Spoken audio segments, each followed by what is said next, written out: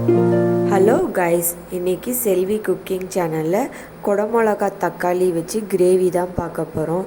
இந்த கிரேவி சப்பாத்திக்கெலாம் நல்லா டேஸ்ட்டாக இருக்கும். குழந்தைங்களுக்கு செஞ்சு கொடுத்தா நல்லா விரும்பி சாப்பிடுவாங்க. வாங்க எப்படி செய்கிறதுன்னு பார்க்கலாம். ஸ்டவ் ஆன் பண்ணிவிட்டு வானலில் எண்ணெய் ஊற்றிக்கணும். எண்ணெய் 2லேருந்து 3 ஸ்பூன் ஊற்றிக்கோங்க. எண்ணெய் சூடானதும் அதில் வெங்காயம் கட் பண்ணி போட்டுக்கணும். நான் 2 வெங்காயம் சேர்த்துருக்கேன். வெங்காயம் பெருசாக இருந்தால் 2 போதும், சின்னதாக இருந்தால் 3 சேர்த்துக்கோங்க. வெங்காயம் கருவேப்பிலை சேர்த்துட்டு நல்லா வதக்கி விட்டுக்கணும். இந்த மாதிரி பிங்கிஷ் கலர் வந்ததும் அதில் குடமிளகா சேர்த்துக்கோங்க. குடமிளகா சேர்த்துட்டு நல்லா வதக்கி விடுங்க. எண்ணெயிலே குடமிளகா நல்லா குக் ஆகணும்.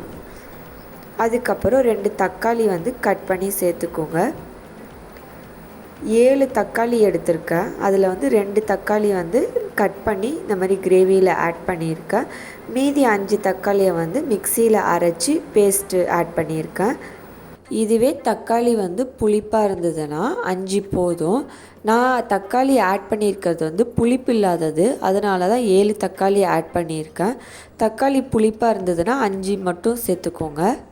தக்காளி சேர்த்து வதக்கிட்டு அதில் உப்பு தேவையான அளவு சேர்த்துட்டு நல்லா வதக்கி விடணும். அதுக்கப்புறம் தக்காளியில் வதங்கினதுக்கப்புறம் 1 ஸ்பூன் இஞ்சி பூண்டு பேஸ்ட்டு சேர்த்துக்கணும்.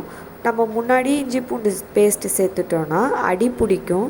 அதனால தான் இதெல்லாம் நல்லா வதங்கினதுக்கப்புறம் இஞ்சி பூண்டு பேஸ்ட்டு சேர்த்துட்டு அரைச்ச தக்காளி விழுதை இதில் சேர்த்துக்கணும். தக்காளி விழுது சேர்த்துட்டு அதில் மீதி இருக்கும்ல, அதில் 1 கிளாஸ் தண்ணி ஊற்றி அலசி ஊற்றிடணும்.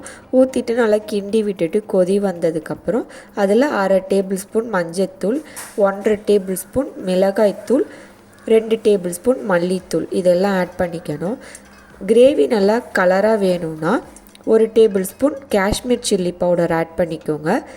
காரம் அதிகமாக சாப்பிட்ற மாதிரி இருந்தால் 2 டேபிள் ஸ்பூன் மிளகாய்த்தூள் ஆட் பண்ணிக்கோங்க. இதெல்லாம் ஆட் பண்ணிவிட்டு நல்லா கொதிக்க விடணும். கொதிக்க கிரேவி நல்லா திக்னஸ் ஆகும். இந்த மாதிரி திக்னஸ் ஆனதுக்கப்புறம் மேலே எண்ணெய் பிரியும். எண்ணெய் பிரிஞ்சதுக்கப்புறம் ஸ்டவ்வை ஆஃப் பண்ணிடணும். நல்லா டேஸ்ட்டாக இருக்கும் இந்த கிரேவி. சப்பாத்திக்கெலாம் தயிர் சாதத்துக்கெலாம் நல்லா டேஸ்ட்டாக இருக்கும். ட்ரை பண்ணி பாருங்கள், எப்படி இருக்குன்னு கமெண்ட் பண்ணுங்கள். மறக்காமல் செல்வி குக்கிங் சேனலுக்கு சப்ஸ்கிரைப் பண்ணிவிடுங்க. தேங்க்யூ.